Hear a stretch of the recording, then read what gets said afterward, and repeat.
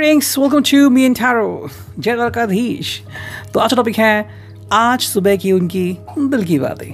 ठीक है भाई, आज है 27 दिसंबर, मंगलवार के लिए है ये reading and we got 4 objects over here. ठीक है, तो चलो देखते हैं हमें आज उनकी दिल की कौन सी बातें पता लगती है। ठीक है, जनरल रीडिंग है, सो डू अंडरस्टैंड दैट। देखते हैं हमें क्या रीडिंग मिलती है एंड शुरू करते हैं कार्ड्स की shuffling. Here we go, 1 2 3, come on, 1 2 3, yes.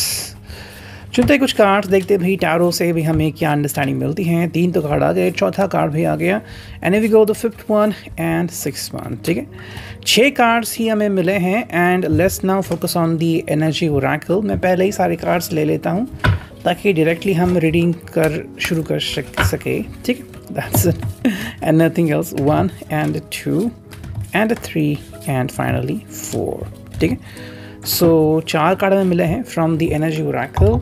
Let's have some romance angels as well. ठीक है, चलो ये 2 कार्ड आ गए, हम उन्हीं को ही लेते हैं, that's it. So romance angel से 2 कार्ड्स हमें मिले हैं। अगर आपने देख लिया वो कौन से कार्ड है तो मे भी आपको पता लगेगा कि एग्जैक्टली क्या कार्ड्स है वो। एंड देखते हैं यहाँ से हमें क्या अंडरस्टैंडिंग मिलती है। ठीक है, चलो करते हैं इन कार्ड्स की भी शफलिंग।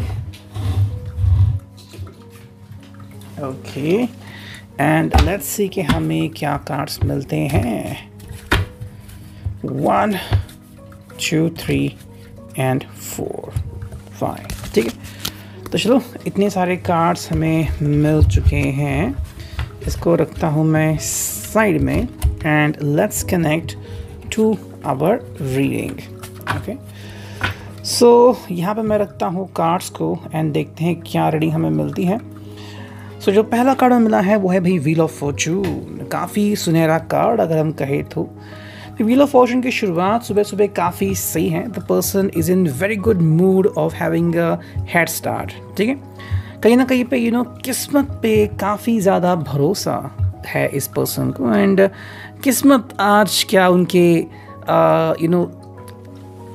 नसीब पे जो ताला लगा है वो खोलेगी या फिर कुछ और चुनौतियाँ रिप्रेजेंट करेगी, वो देखना काफ़ी इंटरेस्टिंग होगा।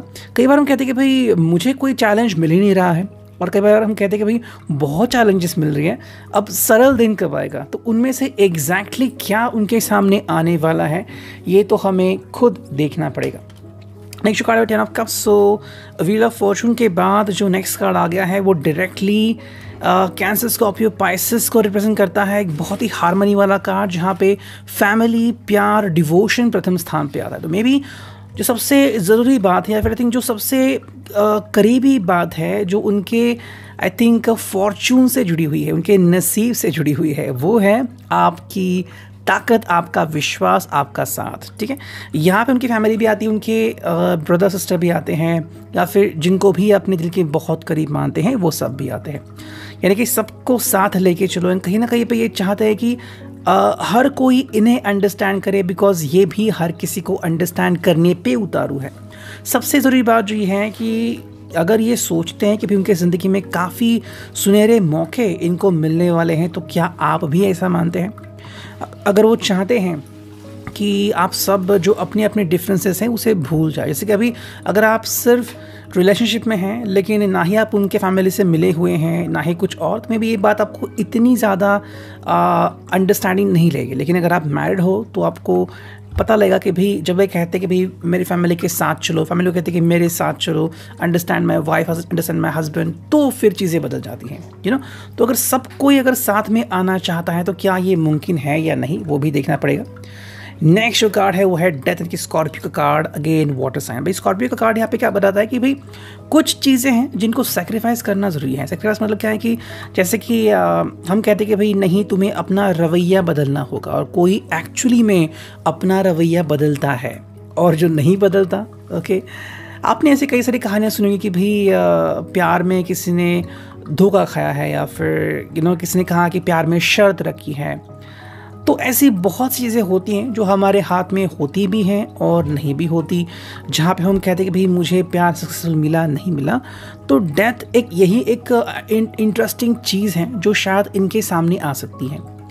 मे बी आप भी इनके सामने एक चुनौती प्रस्तुत कर सकते हो कि मैं तो तुम्हारे लिए एडजस्ट कर सकता हूँ, कर सकती हूँ, क्या तुम मेरे लिए ऐसा कर सकते हो? तो वो चीज़ भी देखना पड़ेगा। आई थिंक ये सब इनके एक जीवन के फेजेस हैं। आई थिंक कल छोटा सा ही ग्लिम्स इनको देखना पड़ सकता है, यानी कि छोटी सी कितना ट्रेलर कल उनको देखना मिल सकता है। द हायरोफेंट टॉरस, इसी की कमी थी। ओके बहुत सी चुनौतियाँ एंड अगर आप कह रहे हो कि नहीं मिलो मेरे फैमिली से, या फिर वो कहते कि नहीं फैमिली से मेरे मिलो, या फिर अगर आप बात करें रिगार्डिंग कमिटमेंट, रिगार्डिंग शादी और ये इसके लिए अगर रेडी नहीं है, या फिर इनको लग रहा है कि बहुत जल्दी हो रहा है, देन व्हाट। कई बार ऐसा होता है कि शादी के बाद हमें लगता है कि ये व्यक्ति अगर थोड़ा सा और बदले ना तो चीज़ें बहुत ही सही हो जाएंगी, एंड वो व्यक्ति भी बिल्कुल ऐसे ही सोचता है। कई बार लोग एक दूसरे को ये बातें बताते नहीं हैं। आई थिंक हायरोफेंट एक ऐसा अंडरस्टैंडिंग है जहाँ पे हम चाहते हैं कि भी इस रिश्ते को एक बहुत ही सजग नाम दे, एंड दूसरा व्यक्ति इस बात की गहराई को समझे कि मैं इस रिश्ते को कितना डिवोटेड हूँ। हो सकता है ये इस रिश्ते को लेकर काफ़ी डिवोटेड भी हो सकते हैं। ठीक है, नेक्स्ट कार्ड मिला है वो है दी एम्प्रेस। ओके, सो यहाँ पे एक इंटरेस्टिंग थियोरी निकल के आती है कि ये आपसे प्यार उस कदर नहीं करते कि बस टाइम पास करना है, या फिर अगर किसी के लिहाज में कहना है तो गुलछर्रे उड़ाने, बिल्कुल नहीं। द पर्सन लव्स यू, लेकिन उसके लिए रिस्पॉन्सिबिलिटी फर्स्ट आती है एंड देन बाकी की चीज़ें आती हैं। तो आई थिंक ये चीज़ यहाँ पे काफ़ी इंपॉर्टेंट है। ये भी हो सकता है कि वो पहले चाहते कि आप रिस्पॉन्सिबिलिटी निभाएं एंड फिर अपने आप को समय दें। ठीक है, काफ़ी लोग हैं जिनकी अगर शादी हो चुके हैं तो उनको लग रहा है कि नहीं, मैं जैसा पहला था, फिर मैं जैसी पहली थी, अब मैं वैसे क्यों नहीं बन सकती। तो एम्प्रेस ये आपकी दिशाती है, मतलब दशा दर्शाती है कि जहाँ पे आपको लग रहा है कि मुझे ऐसा बनना है, मुझे वैसा बनना है, लेकिन क्या मैं ऐसा बन सकती हूँ या नहीं। तो वो चीज़ भी इनके लिए काफ़ी इंपॉर्टेंट है। हालांकि आप दोनों को ही ये डिस्कस करना होगा। 2 ऑफ कप्स जो फाइनल कार्ड आ गया है, मतलब एंड में आप दोनों की बातें होने वाली हैं कि भी जो आप कह रहे हैं वो इतना प्रैक्टिकल लग रहा है, नहीं लग रहा। अगर आप प्लानिंग कर रहे हैं शादी के लिए, अगर आप प्लानिंग कर रहे हैं मिलने के लिए, तो क्या आप ये सवाल उनके लिए उठाएंगे, या फिर क्या ये आपसे उस चीज़ के बारे में बात करना पसंद करते हैं। जो नेक्स्ट कार्ड मिला है वो है appreciation, that is the one thing. तो आई थिंक आप एक्सपेक्ट करोगे कि ये पर्सन आपको अप्रिशिएट करे। मे बी आपने कुछ हासिल किया, फिर जिस तरह से आपने रिश्ता निभाया अब तक, शायद आपको कुछ साल कंप्लीट हुए या फिर कुछ हफ्ते कंप्लीट हुए आपके रिश्ते को, एंड आप शायद वो दिन सेलिब्रेट करना चाह रहे हो, यू नो। तो may be appreciation is what is expected from you. तो क्या आपको मिलेगा? फाइनेंशियल कंसर्न्स की अगर बात करें तो मे बी इनके जो एसेट्स हैं या फिर इनके जो फाइनेंशियल स्टेटस है वो कहीं ना कहीं थोड़ी सी डामाडोल भी हो सकती हैं। हो सकता है इन्होंने नहीं बताया है आपको इनके बारे में कि यहाँ पे इन्होंने कहीं पे इन्वेस्टमेंट की है, नहीं की है, वो सही है या फिर गलत है। अगर ऐसी बातें आपसे दूर रखी हुई है मे बी आपकी भलाई के लिए, लेकिन एंड में जब आपको पता लगेगा तो क्या होगा। तो हो सकता है कि किसी किसी के बारे में ये चीज़ें हो, बट एंड में आपको इसके बारे में ज़्यादा देखना होगा, ज़्यादा सोचना होगा। जो नेक्स्ट कार्ड है वो है भाई स्ट्रैटेजी का मतलब ये है कि कहीं ना कहीं पे आप दोनों को मिलके कुछ डिसीजंस लेने होंगे। मे बी आपको अपना मन भी उनको बताना पड़ेगा, और कहीं ना कहीं पे अपने मन को भी चैलेंज करना होगा कि नहीं, मैं अपने मन के मुताबिक फ़िलहाल तो नहीं बिहेव कर सकता या नहीं बिहेव कर सकती। स्ट्रैटेजिज्म इसी को कहते हैं जहाँ पे हम चीज़ों को पाना चाहते हैं, उसके लिए हमें कुछ बदलाव करने पड़ते हैं। Just like the card death और टाइड अप, मतलब ये भी सिचुएशन हो सकती है कुछ पल के लिए, कुछ वक्त के लिए, हालात के मुताबिक आपको कुछ चीज़ें हैं उनको इग्नोर करना पड़ सकता है, या फिर जो अपनी बातें हैं, जो अपना प्यार है, उसको भी साइड करना पड़ सकता है। जो नेक्स्ट कार्ड है वो है wedding. This situation involves marriage. जैसे मैं कह रहा था कि अगर आपने कार्ड पहले देख लिया होगा, भाई कहीं ना कहीं पे आई थिंक ये एक चीज़ उनके दिमाग में आ रही है। शायद ये थोड़े से स्ट्रेस भी हो सकते हैं कि अगर शादी की बात चल रही है या फिर शादी हो चुकी हैं तो अब इनकी जिम्मेदारियां आती हैं। देखो, हर किसी को लगता है कि भाई शादी का एक ऐसा मोमेंट है जहाँ पे सब कुछ ये होगा वो होगा, लेकिन इमेजिन कीजिए शादी के बाद कुछ पल ऐसे होते हैं, कुछ दिन ऐसे आते हैं जहाँ पे सिर्फ फन होता है, लेकिन उसके बाद जब रिस्पॉन्सिबिलिटी आती है तो क्या दोनों ही लोग उस चीज़ के लिए प्रिपेयर्ड होते हैं, और अगर नहीं देन व्हाट। ये बहुत सोचने वाला मुद्दा है। लड़के के लिए चीज़ें अलग होती हैं, लड़के के लिए चीज़ें अलग होती है, हालांकि वो एंड में क्या सोचते हैं ये उनके लिए काफ़ी इंपॉर्टेंट है। नेक्स्ट कार्ड यहाँ पे वो है trust, this situation is calling for you to have faith. जो जैसा मैंने कहा कि अगर कोई चाह रहा है एक कभी का कि ये कमिटमेंट दे दे और ये कमिटमेंट देने के लिए रेडी नहीं है, देन व्हाट। तो सिर्फ कोई कहेगा भाई ट्रस्ट मी, तो क्या कोई ट्रस्ट करेगा? ओके, ये एक काफ़ी, जब भी आपको ऐसा लगेगा कि कोई आपको कह रहा है कि ट्रस्ट मी, तो एक सवाल खुद से पूछो कि आप अगर किसी से 10 रुपये मांगने चले गए, किसी भी स्ट्रेंजर से, क्या वो आपको 10 रुपये देगा? अगर हाँ तो कीप ट्रस्ट, अगर नहीं तो फिर आपका जवाब आपके पास है। नेक्स्ट जो हमें मिले हैं वो हैं ये cards, live life all the map and be your own compass. क्योंकि कहीं ना कहीं पे आपको एंड इस पर्सन के लिए काफ़ी इंपॉर्टेंट है कि ये अपने डिसीजन खुद चुने। ठीक है, हम गाइडेंस तो सभी से लेने की कोशिश करते हैं, लेकिन अंत में हमें ही डिसीजन लेना होता है। तो ऐसा ना हो कि किसी के कहने पे इस पर्सन ने डिसीजन लिया। ठीक है, ये बात काफ़ी इंपॉर्टेंट है ताकि आपको भी पता चले कि हाँ भाई मेरे कितने इंपॉर्टेंस है इनके मन में। जो नेक्स्ट कार्ड है वो है without obstacles life would be just be a race and that wouldn't be half as much fun. मतलब कि कहीं ना कहीं पे चुनौतियों का सामना करना ही पड़ेगा, और करते हैं तो ही हम जिंदगी को सही मायने में जी पाएंगे।